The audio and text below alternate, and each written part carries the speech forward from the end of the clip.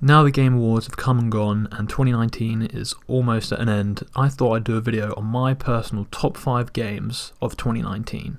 So move over Jeff Keighley and enjoy the video.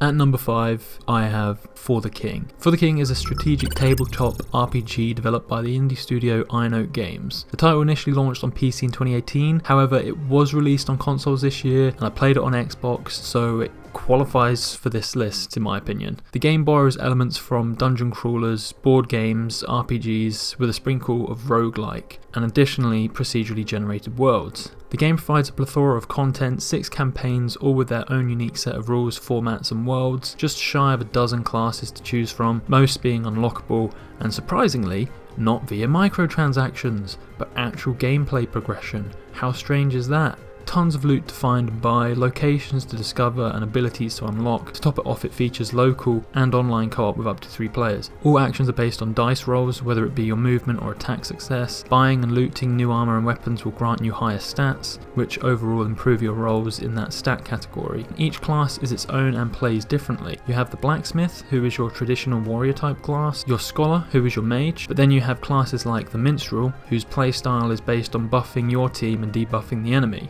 Combat is turn-based with the option to speed it up if you so wish. Playstyles of your heroes can change fairly often as well, thanks to the sheer amount of weapons you can find. Played this game with my wife and we found ourselves having a blast throughout each campaign. With strategy at its core, there are multiple elements in each game mode you have to contend with during your playthrough, such as economy inflation, life pool, lore payout, and more unique campaign-specific factors. For example, in the Frost Adventure campaign, your character will take between 1 and 5 cold damage at the end of each turn. This all is dependent on what location you are on the map. But thanks to the Xbox Game Pass, I got to play this game. It went from a game I'd never even heard of before to one of my favourites and most refreshing I've played this year. At number 4 is Sekiro Shadows Die Twice. Sekiro is an action-adventure game developed by From Software. From, as most of you will be aware, being the masterminds behind Demon's Souls, Dark Souls and Bloodborne. As a fan of all their previous titles, playing this game was an obvious no-brainer for me. Now initially I found myself struggling to get to grips with the combat system. It was something that I wasn't expecting to have such a high learning curve. I was hoping to be able to pick it up fairly quickly like Souls and Bloodborne, but the fighting styles of all enemies, the timings of your attacks, parries, etc. is something else entirely. Once you start getting more comfortable though, you will notice your playstyle change. Some bosses can make you and will make you feel like absolute trash, and what From Software have nailed here is a sense of progression as a player, and winning a tough boss fight that you've spent hours on will reinforce that feeling. There are multiple boss fights in this game that I've spent more hours than I care to share. Sekiro features multiple skill trees. Instead of leveling up your stats, you now level up by unlocking skills that can be anything from more health gourds to attacks to improving your stealth abilities. In addition to the standard skill trees, you also acquire multiple prosthetic tools. This all adds to combat variation because these too have a skill tree. My go-to tools personally were firecrackers, the axe,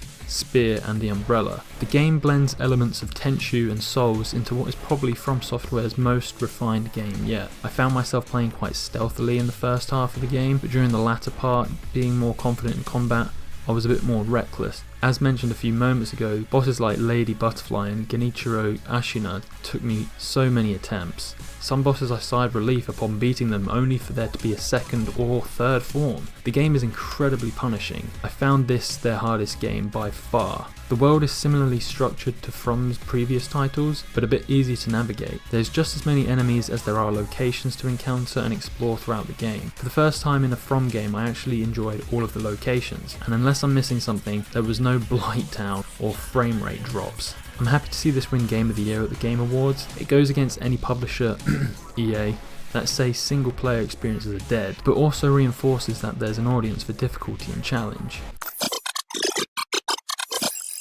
At number 3 is Kingdom Hearts 3. It's a bit sad to see KH3 didn't get more love at the Game Awards, as I feel it was well deserved. Almost 14 years since the last mainline title, Kingdom Hearts 3 brings the trilogy to an end. And before you say otherwise, yes, it is unnecessarily convoluted, and yes, it is hard to follow. I've only played the first title, none of the others, so before starting this game I did my research, watched video upon video of story explanations just so I could follow along in this game. Some of these video explanations, by the way, were like 40 to 50 minutes long. The game follows Sora, Goofy and Donald, exploring the worlds of Toy Story, Hercules, Frozen, Pirates of the Caribbean, Big Hero 6, Monsters Inc. and some original Squeenix worlds. Each world has several sections, all keeping true to the original source material. It was a blast running around Andy's house and neighbouring street, defeating enemies, all while having been shrunk down to the size of a toy, then going on to liberate a toy store. Each world has its own art style and aesthetic, all feel fun to play, some altering the look of your heroes. The combat is a joy to play around with, each Keyblade has its own style to it, with multiple attacks and levels of transformations and finisher moves. I didn't care for the amount of team attacks the game spat at you, however. It was unnecessary really, especially since it's already a breeze to play through. Apart from that, however, it's frantic, fun and a visual delight. You level up, buy new armor and weapons for your party, with a huge library of skills to unlock and magic abilities thrown in. There's plenty here to keep it fresh throughout the game. KH3 gives screen time to a lot of characters. I enjoyed seeing the interactions and banter between them all. Some of the worlds did let itself down a bit, San Francisco and Frozen being the ones that stick out the most. However, this didn't detract from the enjoyment I got out of this game. This is actually the one game on this list that I 100%ed. I very rarely do that too. With the ending all but confirming another title,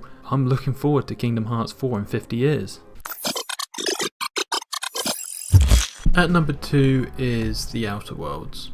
Now, I've never really been a fan of Fallout. I've played it, but I almost felt like I had to play these titles because it's Bethesda. I would never really want to go back to play them. But with The Outer Worlds, it's different. This time there's no post-apocalyptic brown and grey ugly ass looking environments. This is sci-fi. The Outer Worlds is developed by Obsidian Entertainment, the team who brought us South Park, The Stick of Truth, Pillars of Eternity, and many more. Now, I'm a big fan of sci-fi, and I found that, at least in some forms of entertainment, such as movies, sci-fi is a misunderstood and mistreated genre. Sci-fi done properly though is fantastic, and The Outer Worlds is just that. The environments and vistas are stunning, lush looking worlds that capitalise on what sci-fi can offer. The skyboxes are fantastic, for example. The damn skyboxes, something I never even really pay attention to. Combat isn't anything special, it's your standard FPS affair. However, you upgrade your character's stats and perks, which will aid you throughout your playthrough. Throughout the story, you will encounter a handful of characters that at first glance seem like your typical NPC quest giver, but then soon ask to join your party, allowing you to have up to 2 companions at any time. These companions are also upgradable. There's a varying amount of weapons and armor types to play around with. I personally like carrying a melee, long range, medium range and a heavy weapon in my arsenal. Quests offer you a lot to explore and a number of ways to go about them, being able to make decisions that alter the outcome of your missions and characters it involves. Stealth is an option here. It's definitely not the most fleshed out, but it's there for players wanting that variation. I found myself invested in the story and the characters, something I haven't experienced in Fallout. Obsidian have stated that their budget for this wasn't as big as a AAA title, saying their aim is a AA game. The quality and care alone rivals AAA games. I didn't notice any glaring bugs or issues in my entire playthrough. The team over at Obsidian have done an incredible job, and now being bought out by Microsoft, I'm very excited and curious to see where they go next. Whether it be a sequel, a follow-up to one of their IPs in their library, or something else entirely. At number 1, my personal game of the year is Devil May Cry 5. I've played all other DMC installments, yes, even that one people don't like to talk about. You know the one. I never thought this would be my game of the year. It's a game I had on my radar since it was announced, but I didn't expect it to be that good. I'm happy to see the game and the team over at Capcom took home the award for Best Action Game of the Year. This time around, they've made a switch to the RE engine, and the game looks fantastic because of it. Cutscenes are incredible, and the mocap equally so. The game spans 20 missions across 3 different characters. You play as Nero, V, and Dante. All 3 have a unique combat style, moves, and skills to play with. I can't really pick a favourite here. I enjoyed all 3 equally. V's playstyle is probably the easiest though, both in terms of picking up, but also in the overall difficulty. You could say V stands for very easy? Nah, you can't. I had never been the best at the combat in this series, but here I was more invested. I practiced and learned most of the skills each character offered, and it was really satisfying to pull off a sick combo in actual enemy combat. Coupled with the soundtrack that mixes and amplifies on the fly based on your ranking, it adds the extra level of immersion, adrenaline pumping action and style. The game features an asynchronous multiplayer of up to 3 people,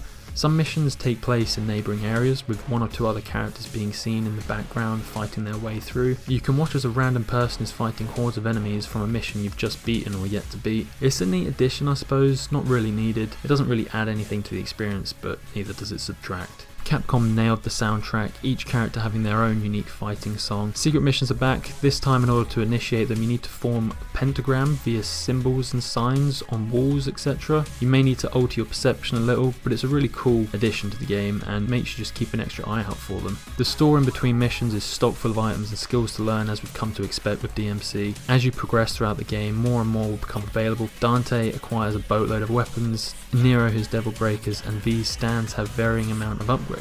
I only have one real gripe with this game, and that's that in the latter half, all of the missions take place mostly inside the Clyfort. I'd appreciate a bit more variety, but it's not a game breaker for me. Capcom have really turned around lately and absolutely nailing it. Titles such as Monster Hunter World and the Resident Evil remakes. I can't wait for DMC 6. Thanks for watching the video.